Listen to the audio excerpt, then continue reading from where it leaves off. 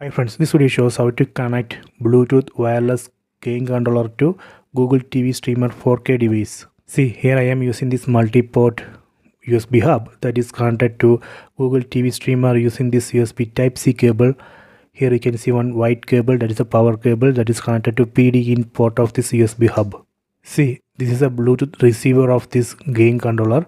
We need to connect this receiver to Google TV streamer. Let me connect this Bluetooth receiver to this USB hub. Okay, done. See, this is the final setup.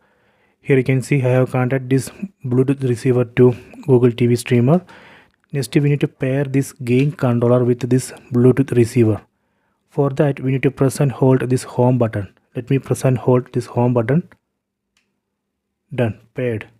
Let me test. See, now I can control this TV using this gain controller. See.